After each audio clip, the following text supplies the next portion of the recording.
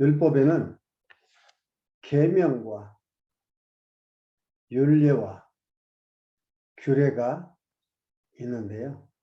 오늘은 출애굽기 20장에 나와 있는 율법의 계명 수요를 보겠습니다.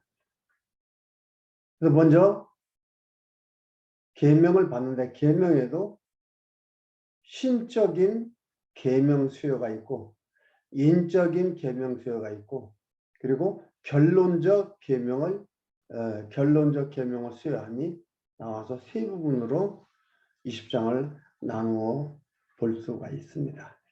근데 20장 1절에서 2절은요. 율법을 주심에 계명을 주심에 목적이 나옵니다. 신의 산 언약을 주는 목적이 1절과 2절에 나옵니다. 1절은 하나님 당신 소개를 하죠. 하나님이 이 모든 말씀으로 일러 가라사대 하나님이 2절에 나는 너를 애굽 땅 종되었던 집에서 인도하여 낸 너희 하나님 여호와라. 이것을 잊지 않고 기억하도록 하기 위해서 하나님께서 신의 산 언약을 주시는 겁니다. 그런데 우리는 어떻게 생각을 해요? 뭐 1계명은 지켰느니 2계명은 범했느니 우리는 이렇게 나누어 보기 시작한다 이 말이죠. 그러다 보니까 5계명에서 10계명까지는 인적 계명인데 그 계명을 가지고 뭐 효도를 해야 된다느니 부모한테 순종해야 된다느니 이런 얘기만을 하다 보니까 도덕론밖에 안 돼요. 도덕을 말하는 것밖에 안 되는 거예요. 이러다 보면 성경의 흐름의 맥을 끊어버리는 일이 됩니다. 성경이 하나의 맥을 가지고 흘러가고 있는데 그 맥을 차단시키는 게 5계명부터 10계명 잘못 이해하면 그렇습니다. 그 흐름을 놓치지 않고 그 흐름대로 해석해 가니 올바르게 해석해 가는 겁니다. 그리고 3절 보면은요. 3절부터 이제 그 신적인 계명에 대해서 나오는 건데 1절에서 3절은 애굽에서 인도하신 신 외에는 다른 신들에게 있게 하지 말라 명하는 겁니다. 그러면서 이렇게 인도한 하나님 그 신들을 잊지 말라 이 말이죠. 다른 신들을 잊게 말라는 명하는 겁니다. 그리고 4절에서 6절까지는 우상이나 아무 형상을 만들거나 절하지 말 것을 명합니다. 7절에는 하나님 여호와 이름을 망령되이 일컫지 말 것을 명합니다. 8절에서 11절은 제7일 안식일은 일하지 말고 거룩히 지키라고 명합니다. 여기에 보면은 우리가 또 좀 짚고 넘어갈 게 있는데 망령되이 7절에 보면 너는 너희 하나님 여호와의 이름을 망령되이 일컫지 말라. 나 여호와는 나의 이름을 망령되이 일컫는 자를 죄 없다 하지 아니하리라. 이 망령되이라는 것은 무슨 뜻이냐면요. 헛되이 부르지 말라 이 말입니다. 헛되이 부르지 말라. 출애굽하신 여호와의 뜻을 잊어버리고 부르는 것을 말합니다. 그러니까 출애굽을 기억하도록 하고 출애굽을 시킨 게 하나님께서 시켰다는 여호와 하나님께서 시켰다는 것을 인정하도록 하려는 그래서 계명을 주는 건데 그것을 잊어버리고 막 부르는 거. 뜻을 마음으로 음미하며 부르어야 되는데 이렇게 하나님을 기억하는 거예요. 그러지 않고 헛되이 부르는 거. 그것을 망령되이 부른다 얘기를 합니다. 그리고 8절부터 보면은 안식일을 거룩하게 지키라.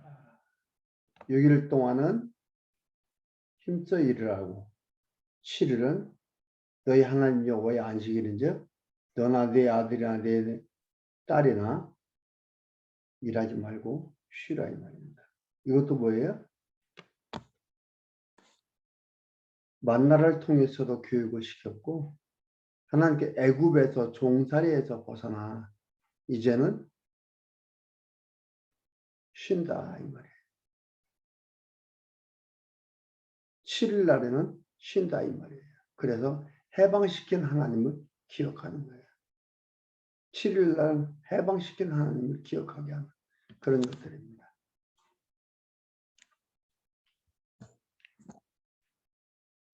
그리고 출애굽기 20장 12절에서 17절까지 보면은 인적인 계명을 수여하는데 20장 12절에 부모를 공경을 하면서 땅에서 생명의 길리라고 약속을 합니다.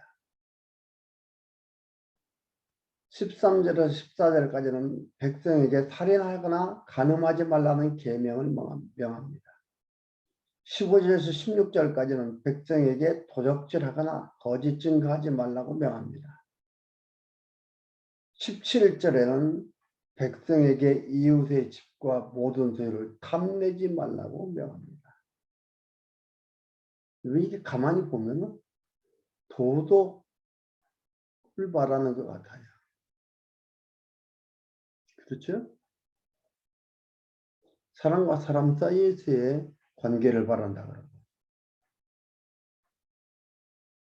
저는 신학교에서 배우면서 공부하면서 이거에 대해서도 다르게 배운 기억이 납니다. 예수님께서 오셔서 그리고 율법이라는 것이 이루어졌는데 안 이루어진 것이 있다. 이렇게 얘기를 하는 그렇게 공부를 했던 기억이 납니다. 율법만 띄워놓고서 말하는 것들이었죠. 그러나 얘기했던데 성경 전체를 흐르게 하는 사상적인 사실적인 사상적이 아니고 사실적인 맥을 잡지 못하면 전체 성경 전체에 창세기부터 계시까지 흐르게 하는 맥이 있습니다. 이 맥의 사실적인 맥을 잡지 못하면 5계명에서 10계명을 도덕으로밖에 얘기할 수가 있어요. 할 수밖에 없어요. 도덕 사상이 되는 거예요. 그러나 이들이 땅에서 오래 살고 이러는 부모한테 효도해 오래 산다. 그렇게 말하는 것들이 아니에요. 이 모든 것들은 하나님을 기억해 간 방법입니다. 그리고 또 하나님께서 뭐라 했습니까? 너희 자녀들이 물어보거든 애굽에서 있었던 일들을 이야기해줘라. 가르쳐줘라. 교육해라. 이렇게 말했습니다. 그러니까 하나님의 말씀을 가르치는 거죠. 부모들이. 그 말씀 들으라 이 말이에요. 교육이라는 게 중요한 거예요. 들음으로써 생각들이 형성이 되고 마음이 생기고 삶이 나오는 거예요. 무엇을 듣느냐가 중요한 거예요. 하나님께서 그래서 이들한테 이 말씀을 주고 이것을 가르치라고 얘기합니다. 그 목적이에요. 하나님을 기억하게 하기 위한 목적인 겁니다. 효사상을 말하는 게 목적이 아니에요.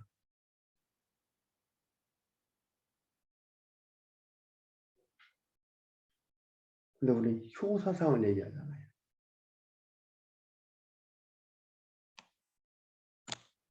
14절 보십시오. 14절.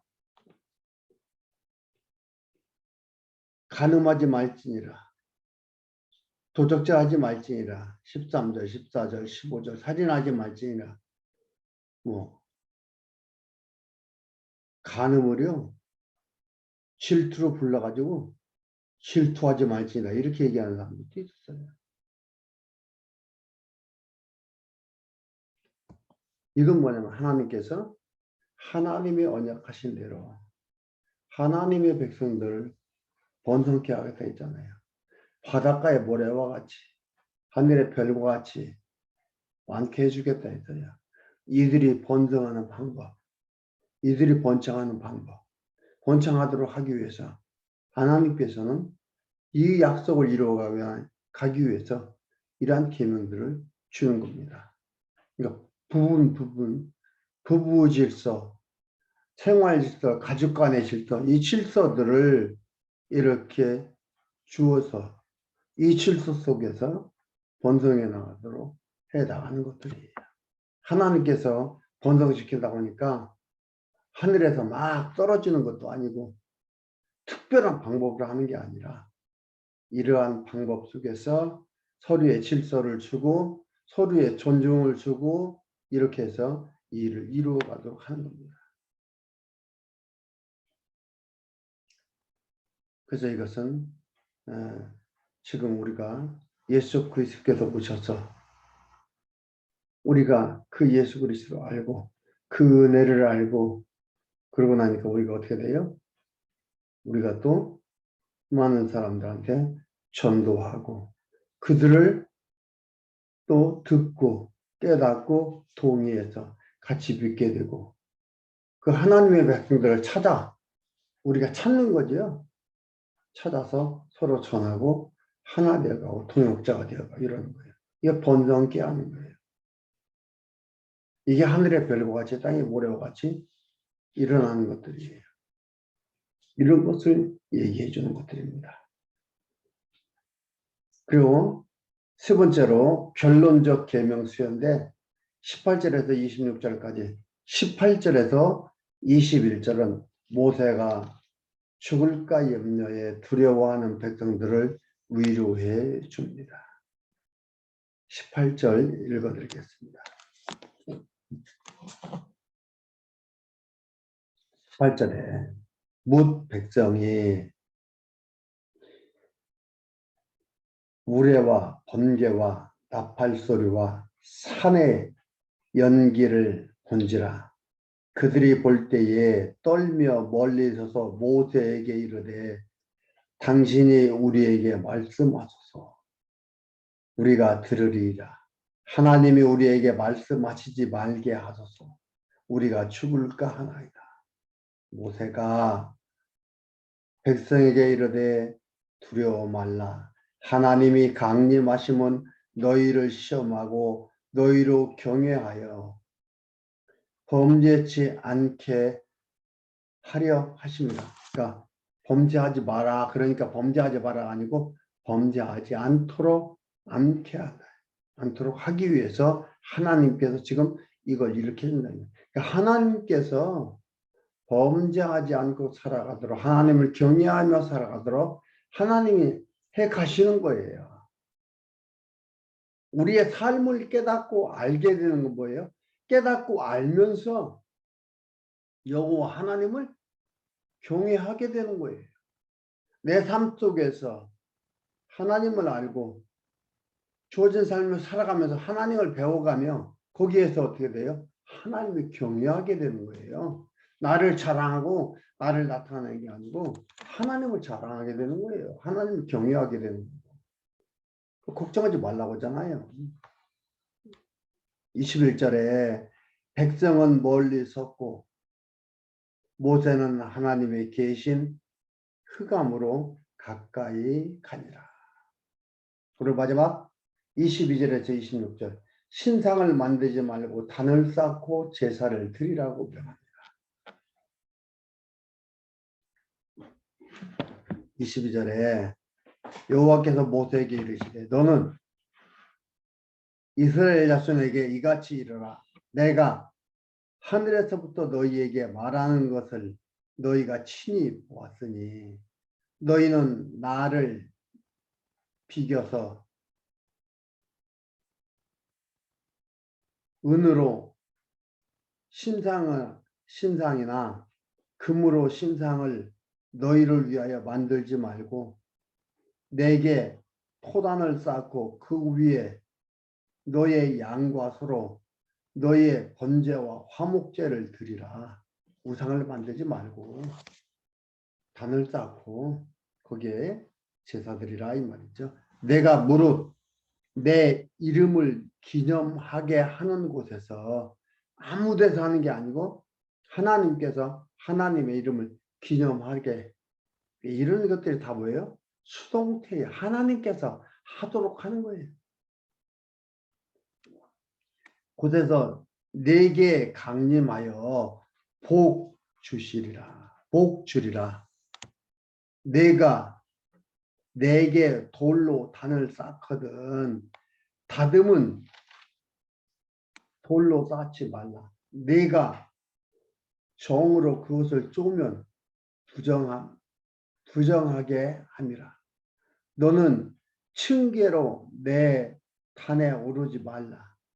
네 하체가 그 위에 드러날까 함이니라. 하나님께서 철저하게 내가 나의 방법으로 내가 제단을 쌓아서 제사 드리도록 하겠다 이 말이에요. 너의 수고가 필요한 거 아니다 이 말이에요. 그러니까 종으로 쪼지 말라라는 이런 얘기하는 거예요. 하나님이 다 하셨다라는 얘기인 거예요. 이거 내가 다 했다. 내가 하는 거다. 하나님이 주셨다.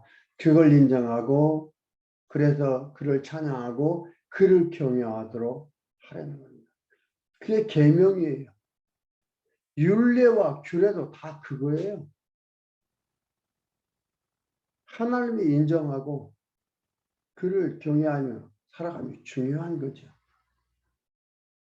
그러니까 내 주어진 삶에 내가 살아가는 삶도 하나님께서 인도하시고 하나님이 주신 거라는 걸 인정하며 살아가는 게 너무나 행복한 건데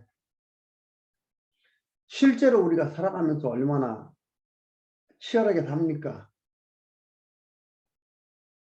막 연구하고 고민하고 잠 못 자고 치열하게 살아가는 이러한 삶이기 때문에 이 삶을 내가 사는 거지 이 삶을 어찌 하나님이 사는 거냐, 이게 뭐 하나님이 인도한 거냐라고 인정하기가 쉽지가 않습니다. 하나님이 인도함이고 하나님이 주인이라는 걸 인정하기가 쉽지가 않습니다. 그러나 성경은 거듭거듭 얘기합니다. 하나님께서 인도하셨다. 하나님이 살게 하셨다. 말하고 있습니다. 말했죠? 율법을 주시는 목적도 애굽에서 종되었던 종다리에서 해방시켜 나오게 한 것을 기억하라고, 잊지 말라고. 여러분들도 우리 모두가 내 삶 속에서도 이것을 기억하며 산다면, 하나님으로 말미암아 산다면 이것은 은혜가 되고 이것은 가치가 있고, 그래서 이 삶이 나에게 행복을 가져다 줍니다. 오늘은 21장까지 하도록 하겠습니다.